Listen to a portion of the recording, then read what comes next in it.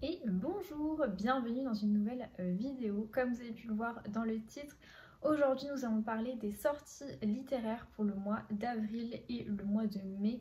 Je vous avais fait un petit sondage parce que je ne savais pas trop comment me positionner justement du fait que j'avais complètement zappé et aussi pas eu le temps de filmer ma vidéo sur les sorties littéraires du mois d'avril.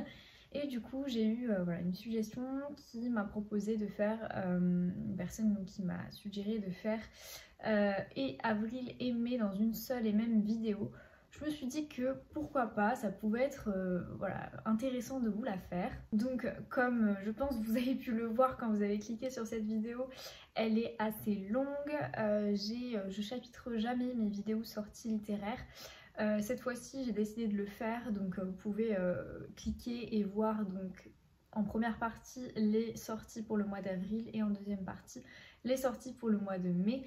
Je vais être assez succincte je pense sur les résumés, je vais vraiment essayer d'aller au plus vite parce qu'il y a énormément de sorties déjà ces 2 mois-là, avril et mai. Et en plus de ça, voilà, je combine 2 mois. Je sais que c'est pas l'idéal, mais voilà, c'est la solution que j'ai trouvée. Donc écoutez ma foi, le tout en tout cas c'est que ça vous fasse plaisir. Le tout c'est également que vous notiez des sorties qui vous tentent. N'hésitez pas à me le dire en commentaire s'il y en a qui vous tentent, si vous en avez déjà acheté, parce que voilà, je sors ma vidéo quand même fin avril. Donc tout de suite, nous allons passer aux sorties littéraires du mois d'avril.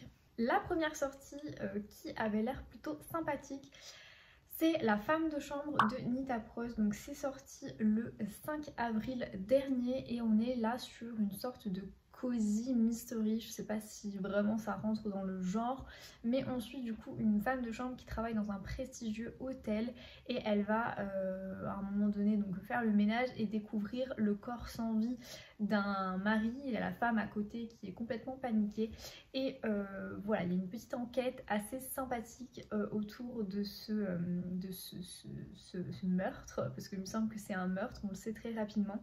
Il me tentait bien déjà lors de sa parution brochée, donc écoutez ma foi, je suis super contente de cette sortie poche, je pense que j'ai oublié de le préciser, sortie poche de La femme de chambre, donc chez Le Livre de Poche le 5 avril dernier. La prochaine sortie est également une sortie poche du 5 avril. Il s'agit des heures lointaines pardon, de Kate Morton. Donc c'est sorti chez J'ai lu. C'est une réédition. Il est déjà sorti, il me semble, chez Pocket ce roman-là. Et Kate Morton, on est vraiment sur une sorte de roman historique avec des secrets, un manoir. On est également pendant la Seconde Guerre mondiale à Londres. Ensuite des personnages féminins en général assez forts. Et donc rien que ça, ça me tente beaucoup.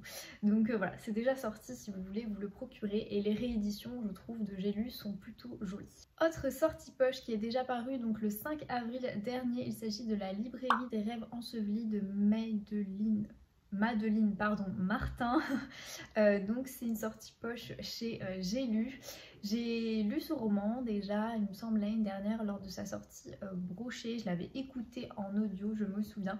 Et j'avais pas spécialement été hyper emballée parce que je trouvais que le style, la plume de l'écriture, enfin le style de l'écriture me convenait pas forcément.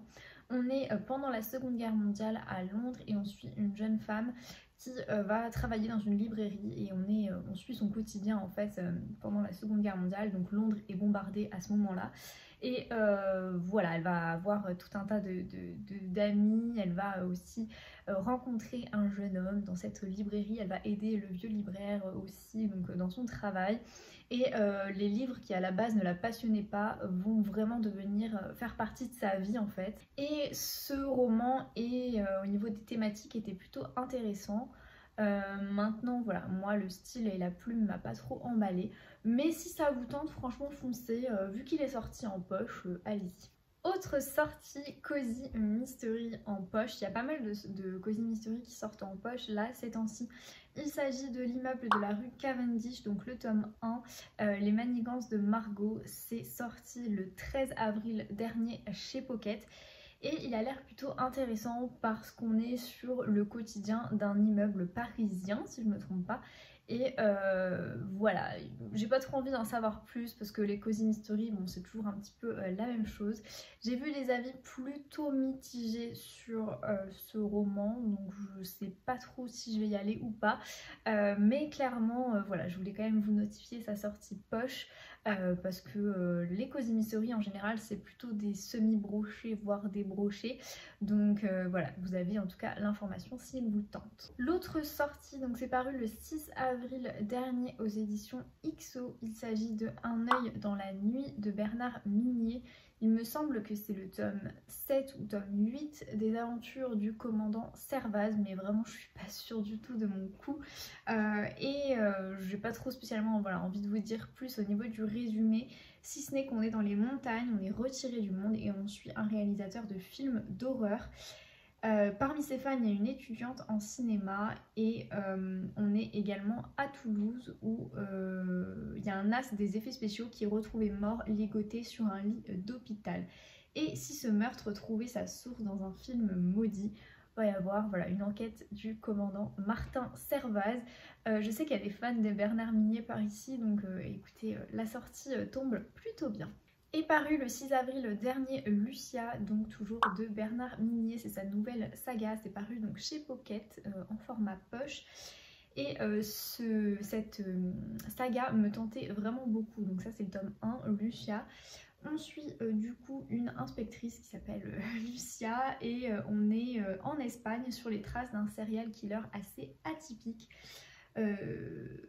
On retrouve le cadavre de Sergio, son collègue, son coéquipier à la police judiciaire madrilène et il est nu, les bras en croix, la peau collée à la glu. Et voilà, on se pose la question de savoir pourquoi cette mise en scène et qui est évidemment le tueur. Le personnage de Lucia aussi m'intéresse pas mal parce que c'est noté donc dans le résumé que c'est une vraie guerrière. Voilà, cette saga en tout cas me tentait beaucoup. Ça va vraiment être exactement comme les Martin Servaz, une vraie saga avec pas mal de tomes, de romans. Donc écoutez, ma foi, je me laisserai bien tenter vu qu'il est sorti en poche. Le 6 avril dernier est sorti le dernier roman de Cécile Cabannac, donc au format broché, Le chaos dans nos veines, donc c'est paru chez Fleuve Noir. Et ce roman avait l'air vraiment super sympa parce qu'on suit, enfin on est toujours sur des polars thrillers, hein, mais il avait l'air plutôt intéressant parce qu'on suit du coup un commandant qui est assez fatigué par son métier, qui retrouve, on a le cadavre d'une jeune femme qui est retrouvée, il me semble, noyée ou quelque chose comme ça. Il conclut très rapidement à un suicide et en fait l'affaire est vraiment plus complexe que juste le suicide. Donc déjà rien que ça me tente beaucoup. La couverture aussi est, je trouve, très sympa. Donc voilà, j'avais vraiment aussi envie de découvrir Cécile Cabannac, donc son nouveau roman est paru. Est paru également le 13 avril dernier Le Manoir aux Roses de Tracy Rees. En format poche, donc chez Pocket. Je l'avais lu l'année dernière, j'ai gardé un plutôt bon souvenir de ce roman. Des personnages hyper attachants, une plume peut-être un peu moins fluide. Voilà, bon après on est sur des romans historiques. On suit Mabs qui va devenir une jeune dame de compagnie pour une maison bourgeoise ou aristocrate, je me souviens plus. Elle vient des quartiers défavorisés de Londres, elle a absolument vraiment besoin de cette place. Et elle arrive du coup dans cette famille, dans ce manoir, et la dame, la mère de famille est plutôt énigmatique. Elle a visiblement, selon son mari, des accès de colère absolument énormes et un peu une sorte de folie qui la gagne et tout est un peu voilà comme ça secret. On a une ambiance un peu à la Rebecca et c'est plutôt intéressant comme roman, je trouve. Si vous aimez en tout cas les romans historiques, on est en 1895 à Londres, j'ai oublié de le préciser. Et si vous aimez voilà, les romans historiques sur cette période, si vous aimez la condition, la condition de la femme dans les romans à cette époque, je pense que ça peut vous tenter. Voilà, je vous le conseille. Vous allez découvrir aussi le lien avec Le Manoir aux Roses. Pourquoi Le Manoir aux Roses? Le 6 avril dernier est sorti Les Larmes du Reich de François Medellin aux éditions 10-18, donc en format poche. J'avais beaucoup aimé du même auteur L'Ange Rouge que j'avais lu dans le cadre du prix du meilleur polar des éditions Point. Et celui-ci me tentait beaucoup déjà lors de sa sortie brochée. On suit en fait, on est dans les années 50 et on a un meurtre qui a été commis dans une ferme à côté de Lyon. On a les époux de l'homme qui ont été assassinés au fusil de chasse et leur fillette, donc leur fille Juliette, pardon, de 11 ans s'est volatilisée. Et donc on se pose la question de savoir qui a tué Henri et Louise Delhomme, ce couple de paysans retraités qui sont arrivés donc juste après la Seconde Guerre mondiale. Voilà, on est sur un bon polar, je pense, historique et il me tente beaucoup. Le 12 avril dernier est sortie La Villa des Petits Bonheurs de Lucy Diamond au format poche, donc chez Charleston Poche. Il me tente beaucoup parce que déjà rien qu'au niveau de la couverture ça sent bon l'été franchement, et ensuite on est du coup à Brighton en Angleterre, qui est une station balnéaire anglaise, et on est dans un magnifique bow window. On a une vue à couper le souffle, on est dans la jolie ville côtière de Brighton, donc comme je l'ai dit. Et on suit du coup pas mal de personnes qui vont arriver là en vacances, donc pour leurs vacances, ou alors pour échapper à leur secret, à leur vie en fait. Donc il me tente bien, j'avais beaucoup aimé de Lucy Diamond, c'était rendez-vous oui, au Café du Bonheur et Noël au Café du Bonheur. Je trouve qu'elle a une plume pardon, extrêmement fluide. Donc voilà, son nouveau roman, franchement je fonce un petit peu les yeux fermés parce que j'aime beaucoup cette autrice. Le 13 avril dernier est sorti Le sens de nos pas de Claire Norton, donc chez Pocket, aux éditions Pocket en format poche.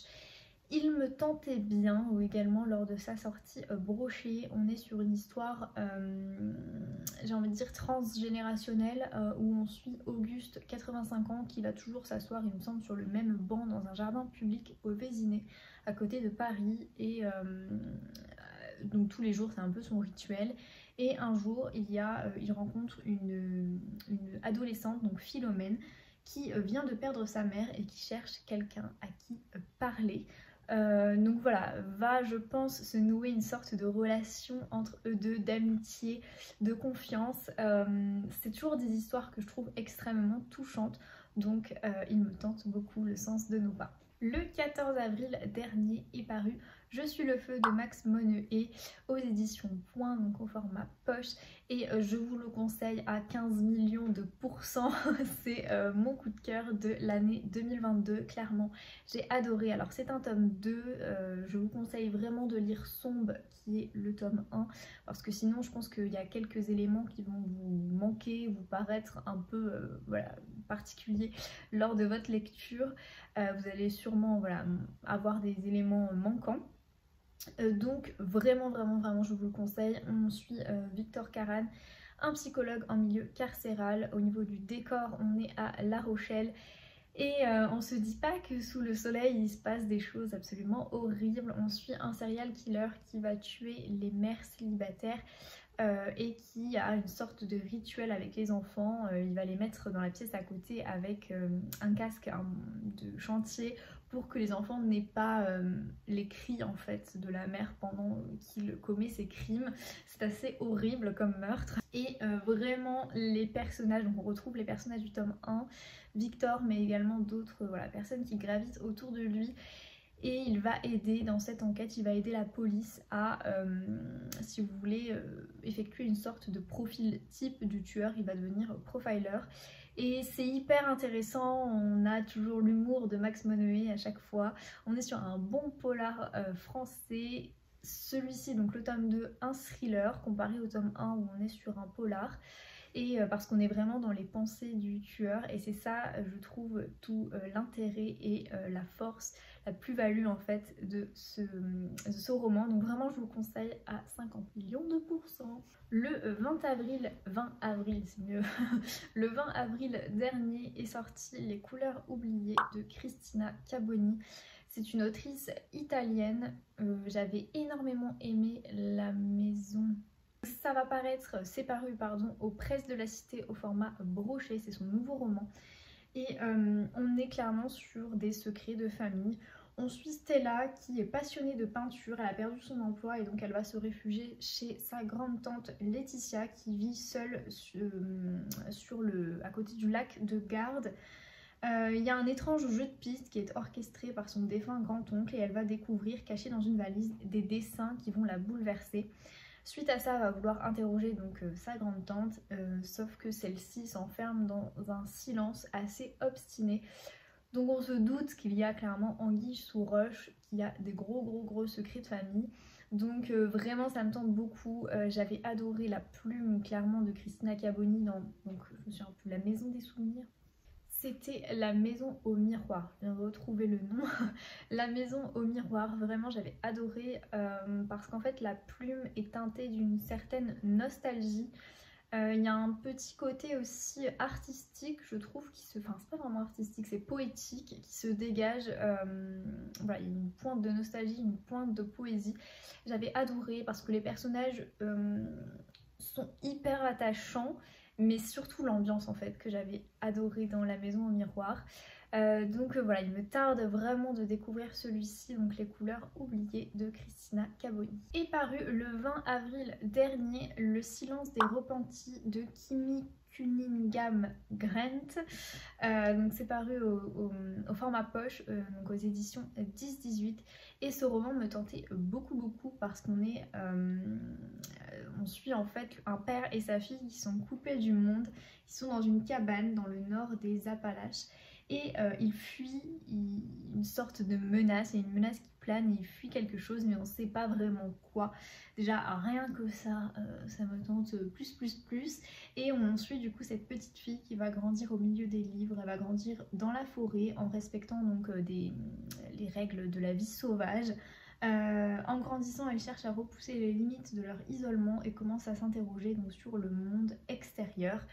Et évidemment son père cache, on pense, énormément de choses. Ça me fait énormément penser à Delia Owens, Là où chantent les écrevisses. Vraiment, il me tente énormément ce roman. Donc voilà, il est sorti au format poche en plus, donc je pense que je me laisserai tenter. Le prochain roman qui est paru le 20 avril au format poche, il s'agit de La fiancée de Kiera Cass, donc chez PKJ Pocket Jeunesse. Poche. Kiera Cass en fait c'est une autrice que je lisais étant plus jeune, et sa nouvelle saga, donc c'est une duologie, c'est pas une saga, La fiancée et l'amoureuse, me tentait beaucoup. Comme vous pouvez le voir au niveau de la couverture, on est un petit peu sur une histoire de princesse, hein, clairement. On a en fait Holly Bright qui a grandi à la cour de, c'est toujours un peu une sorte de, pas dystopie, mais c'est du fantastique en fait. Donc on suit Holly Bright qui a grandi à la cour de Koroa, rêvant sans trop y croire d'attirer l'œil de Jameson, le jeune et beau roi connu pour ses multiples conquêtes. Un jour pourtant, c'est elle qui lui fait tourner la tête. Mais alors que Jameson est sur le point d'annoncer leur noces prochaine, l'arrivée d'un jeune noble en provenance d'un royaume voisin va changer toute la donne. Attentionné et perspicace, il semble comprendre Hollis mieux que quiconque auparavant. Voilà, c'est toujours des histoires d'amour impossibles. J'avais beaucoup aimé la précédente saga de l'autrice, donc celui-ci me tente beaucoup, et maintenant qu'il est sorti en format poche, pourquoi pas. Le prochain roman est la prochaine sortie est une sortie brochée. On suit au niveau du titre, L'affaire Agatha Christie de Nina de Gramont. Donc c'est paru chez Le Cherche Midi. Il me tente plutôt bien. On suit en fait c'est une sorte de, c'est pas un documentaire, c'est pas vraiment un roman en fait. On suit le cold case d'Agatha Christie qui, en gros, à un moment donné, elle a disparu. On est à Londres en 1926, elle a 36 ans.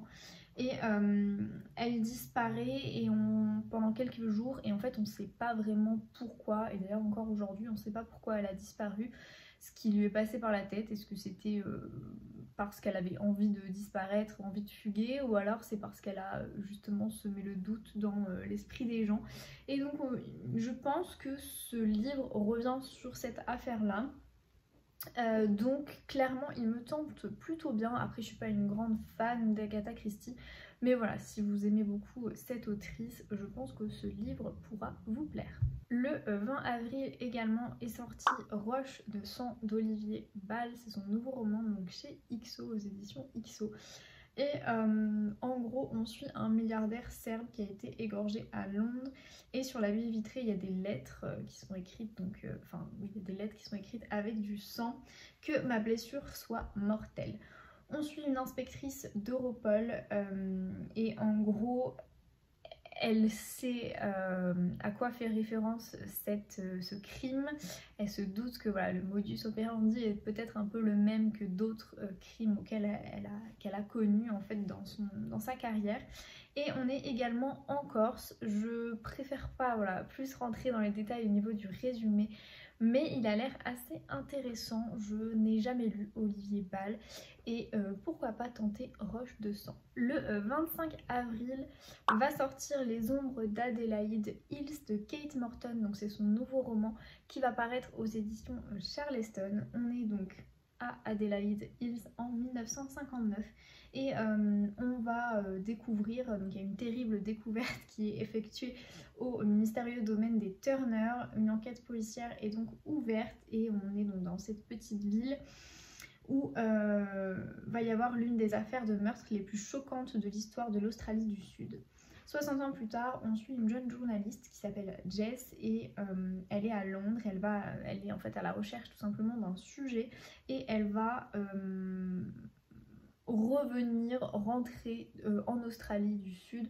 On se doute qu'il y a un lien avec l'histoire de cette terrible découverte.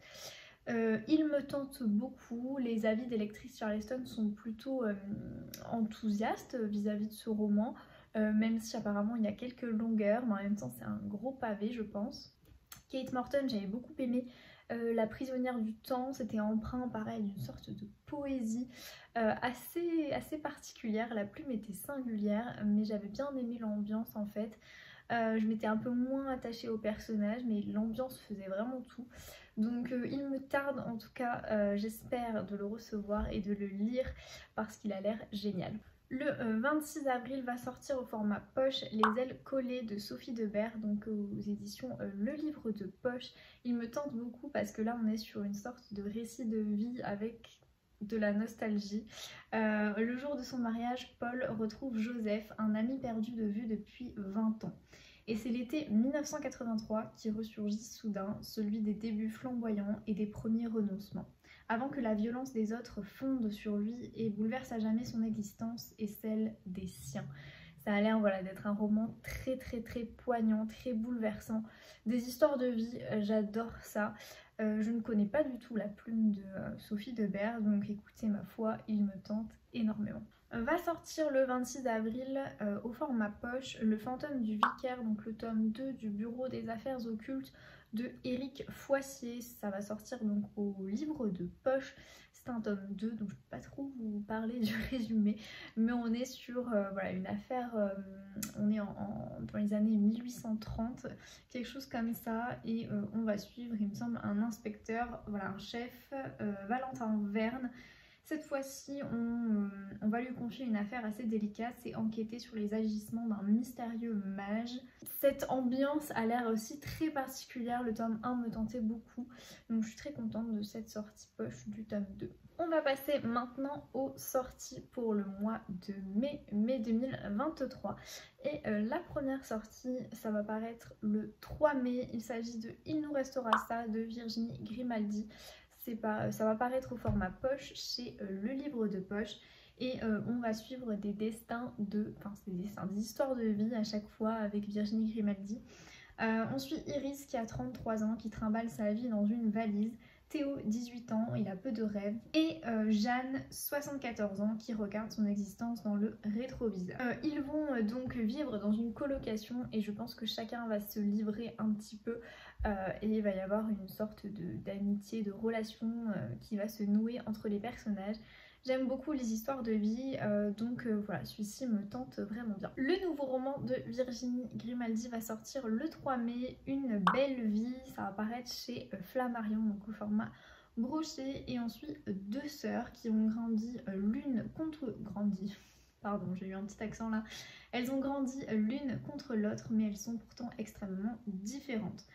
Agathe, la plus jeune, est bordélique. Elle a toujours pris toute la place dans le bain, dans la chambre et dans le cœur d'Emma. Après 5 ans d'un silence inexpliqué, Emma donne rendez-vous à Agathe dans la maison de vacances. Mima, leur grand-mère adorée, n'est plus. Il faut vider les lieux et faire le tri dans les souvenirs.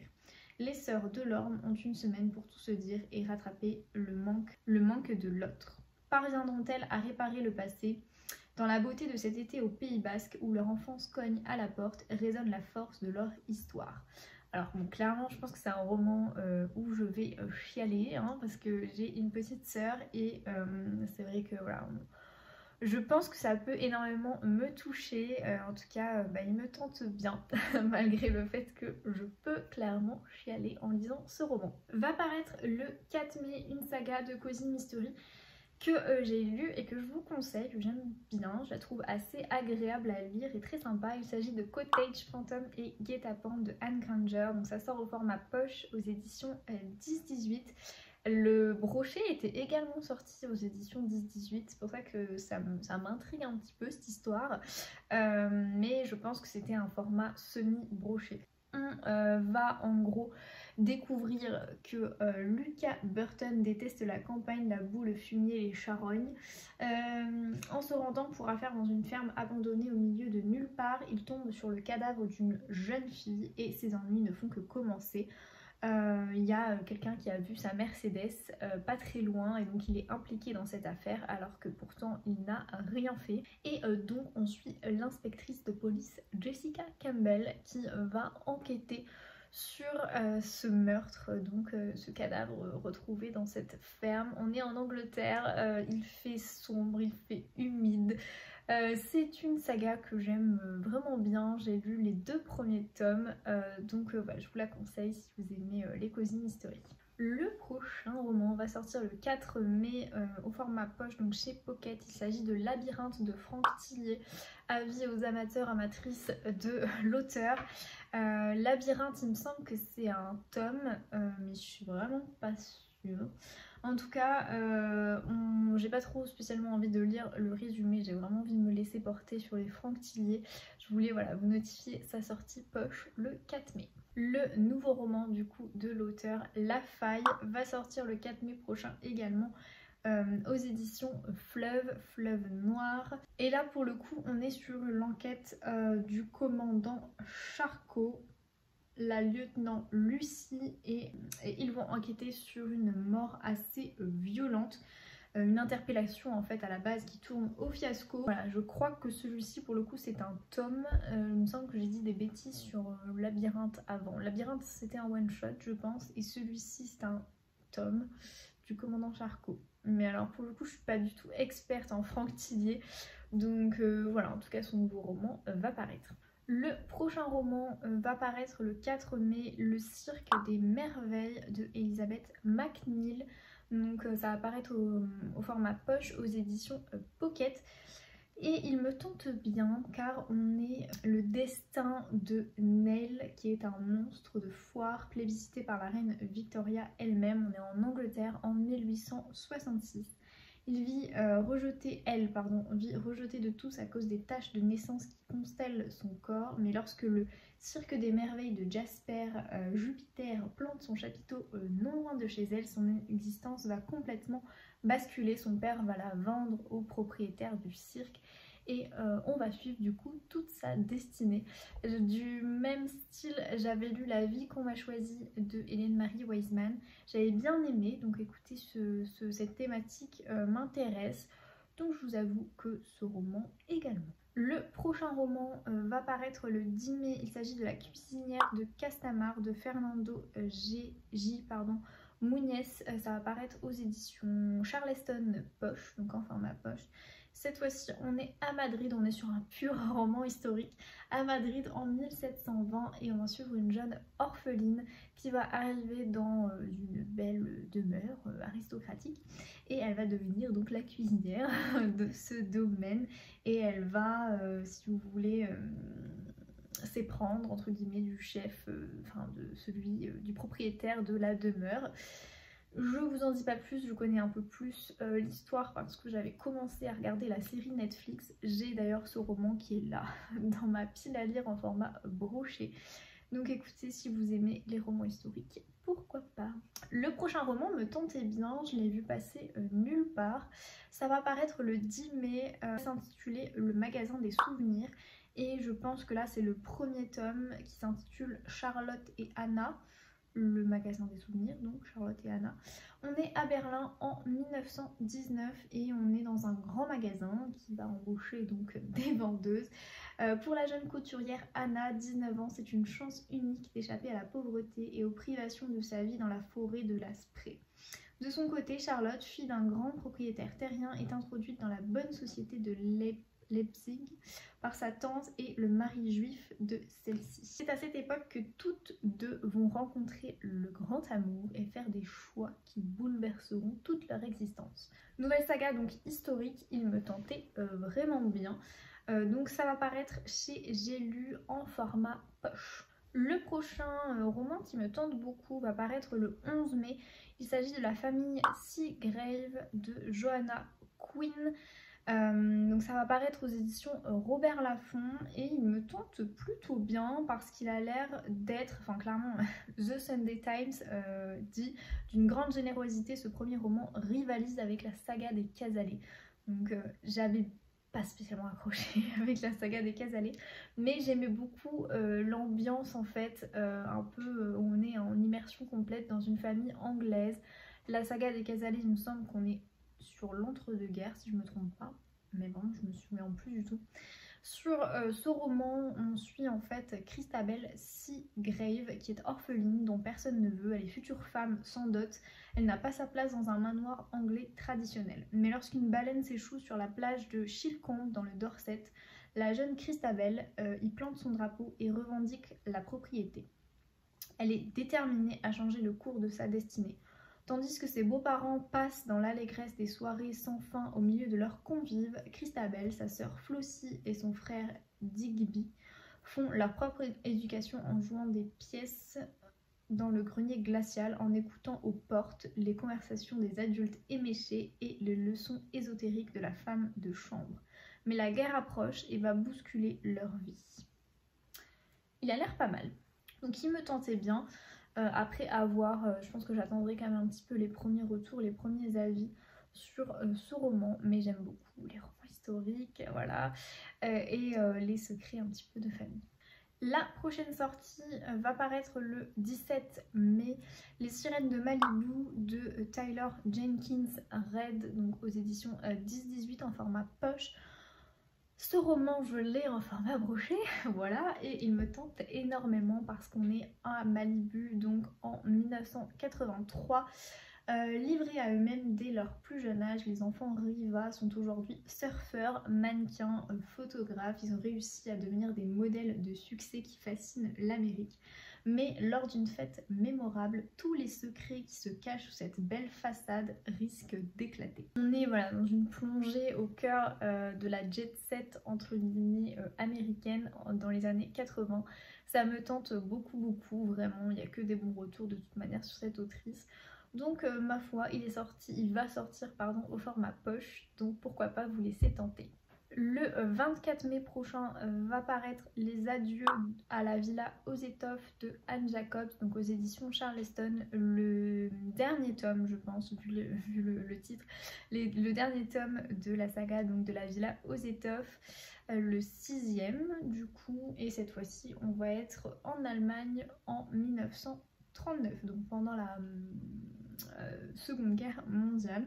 C'est une saga assez intéressante parce qu'on est du côté allemand, on est sur le même mood que Downton Abbey, vraiment on est sur la même ambiance un petit peu, c'est juste qu'on a une famille bourgeoise, on suit vraiment une famille bourgeoise où l'une des domestiques, voilà, il va y avoir la relation entre la famille propriétaire et les domestiques. Ça va s'entrecroiser, vous vous en doutez, il y a pas mal de secrets de famille, etc. Donc cette saga est juste géniale et le dernier tome va donc paraître. Le 25 mai prochain va paraître au format poche Moi, Julia, un empire, une destinée de Santiago Posteguillo. Donc le 25 mai aux éditions Pocket au format poche. C'est assez, ce roman a l'air assez captivant. Il est quand même énormément question de bataille, de guerre, apparemment il y a quelques longueurs aussi hein, selon quelques avis. Donc il me tente bien quand même parce qu'on est sur un pur roman historique où on suit clairement le destin. On est à Rome en 192 après Jésus-Christ et on suit le destin du coup de Julia Domna qui est l'un des personnages féminins les plus fascinants et inconnus de l'histoire de Rome. Il a l'air intéressant. Si vous adorez les romans historiques, je pense que celui-là peut vous plaire. Et enfin, dernière sortie, il s'agit du tome 5 de La Villa aux étoffes, donc Tempête sur la Villa aux étoffes, qui va paraître au format poche le 25 mai prochain aux éditions donc 10-18. Bon, je ne vais pas plus épiloguer dessus, je vous ai déjà un petit peu raconté l'histoire dans les grandes lignes de cette saga que j'aime beaucoup. Donc voilà, si vous l'attendez au format poche, il est sorti. Cette vidéo est désormais terminée. Si vous l'avez appréciée, n'hésitez pas à mettre un petit like, ça fait toujours plaisir, à me dire en commentaire les sorties que vous attendez, même si je ne les ai pas mentionnées dans cette vidéo, hein, bien sûr. Et voilà, j'espère que ce format un peu inédit vous a plu quand même. Et je vous fais plein de bisous, puis moi je vous dis à dans une prochaine vidéo. Bye bye!